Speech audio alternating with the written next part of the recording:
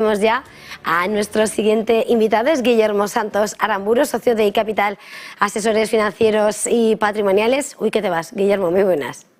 Hola, ¿qué tal? Muy buenas, ¿cómo estáis? Bien, muchas gracias por recibirnos esta mañana, que también sé que ha corrido para recibirnos.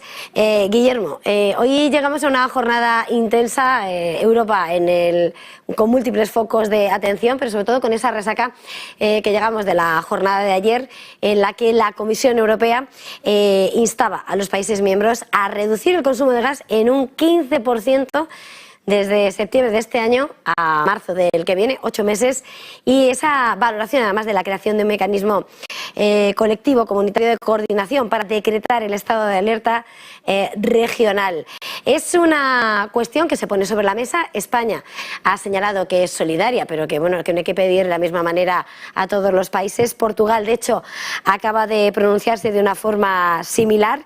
De hecho, su ministro de Medio Ambiente y Energía acaba de señalar desde Portugal que la propuesta de la Comisión para ahorrar gas considera que no se puede aplicar a Portugal, ya que existe una gran diferencia con otros países, y apunta que los estados con grandes reservas de gas almacenadas no deberían preocuparse por otros jugadores en el continente europeo. Por partes, no sé cómo ves la propuesta de la Comisión, y de alguna manera tiene que llegar el día 26 a una reunión de ministros de Energía que tienen que aprobarlo, y parece que despierta bastantes ampollas. ¿Cómo resumes, cómo interpretas esta propuesta comunitaria? Pues la interpreto de manera bastante negativa, como además otra muestra de la prácticamente en casi todo lo que se ha hecho mala gestión de la Unión Europea, con la Comisión al frente, de la crisis en Ucrania, de la invasión por parte de Rusia.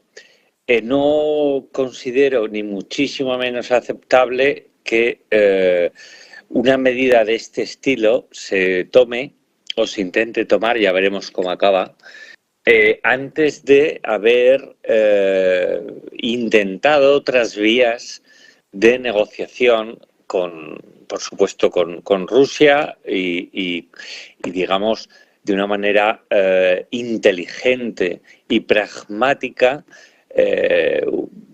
la Comisión Europea, representando a todos los estados, defender de verdad los intereses de los estados, más allá de ese buenismo político en el que se cae muchas veces y en el que creo que me parece equivocado la UE se está dejando llevar por él. Y os pongo dos ejemplos. Es altamente llamativo que el oro, parte de reservas del oro ruso hayan sido compradas recientemente, estos 2 meses pasados, por Suiza, y no pasa nada. Es asimismo altamente llamativo que Estados Unidos esté negociando con Venezuela, directamente con Maduro, sobre el petróleo venezolano en beneficio de multinacionales norteamericanas. Y no pasa nada, y eso beneficia al régimen de Maduro, que sabemos cómo es. Pues bien, dicho todo eso, vamos a intentar en Europa ser un poquito más pragmáticos. A nadie nos gusta la invasión de Ucrania, a nadie nos gusta la desolación de la guerra, pero otra cosa es pegarnos permanentemente tiros en los pies, como estamos ya haciendo desde hace meses con el tema financiero, especialmente con las emisiones de bonos y los defaults forzados. Claro, porque en este contexto está señalando, ¿no?, el doble juego que hay, por una parte las sanciones, por otra parte cómo se negocia con esos interlocutores más cuestionables, sobre los que al final se tienen ciertas dependencias o necesidades en este contexto de guerra económica en paralelo a la guerra bélica, ¿no?, sobre suelo ucraniano. Pero está claro, como señalabas, que por un lado se van imponiendo sanciones, se supone que para frenar, para no alimentar los ingresos de Rusia, para financiar esa invasión, pero por otro lado sufrimos las consecuencias y aún así Rusia sigue ganando. Hemos visto cómo, incluso a pesar de vender menos petróleo gana más por los altos precios, y aquí al final en la búsqueda todavía, como señalabas, falta de negociación, falta de alimentadores alternativos, se está viendo cómo todo vuelve a depositarse en el mensaje de Putin, en creer en su palabra de que ese gasoducto Nord Stream 1 que ha abierto hoy el flujo de nuevo va a mantenerse, pero seguimos estando en sus manos, y si no, todo lo que se anticipa es directamente, ¿no?, ese plan de emergencia que alerta absolutamente a todos y que además exige que para salvar a Alemania ese suministro todos, ¿no?, nos veamos abocados a ese racionamiento. Es que lo que acabas de decir es una de las claves de esta cuestión.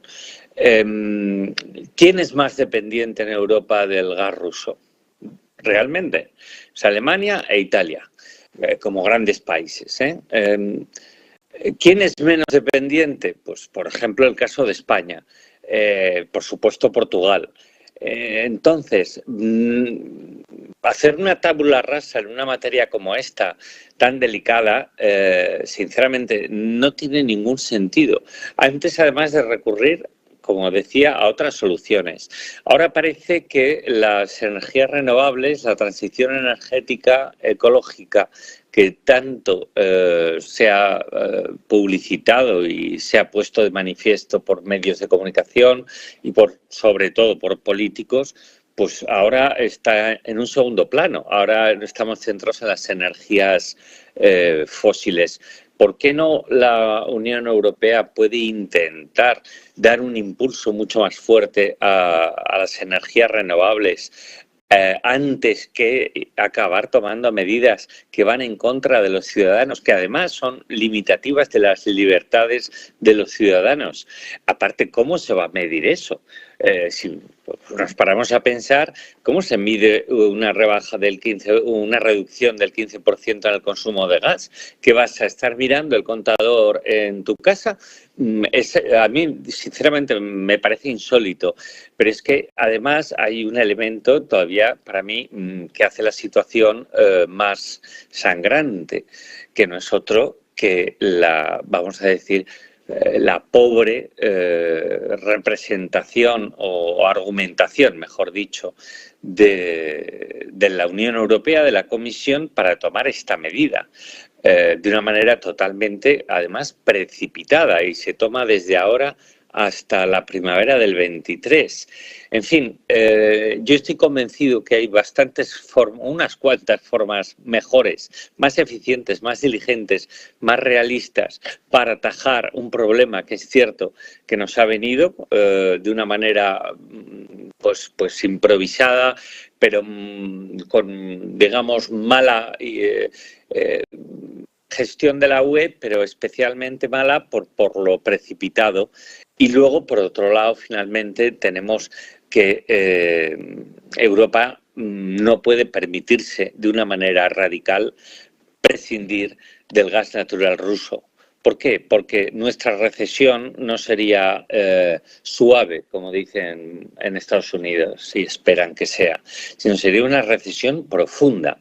Pero una recesión profunda con un incremento muy fuerte del paro debido al daño que se haría en el tejido empresarial, especialmente en los países centroeuropeos, y además con un sufrimiento muy fuerte para todos los ciudadanos. ¿Es eso hacia dónde queremos ir? Pregunto. Yo creo que no, espero que no. Pues los políticos europeos, por favor, que reflexionen más a la hora de tomar este tipo de decisiones y que especialmente busquen alternativas.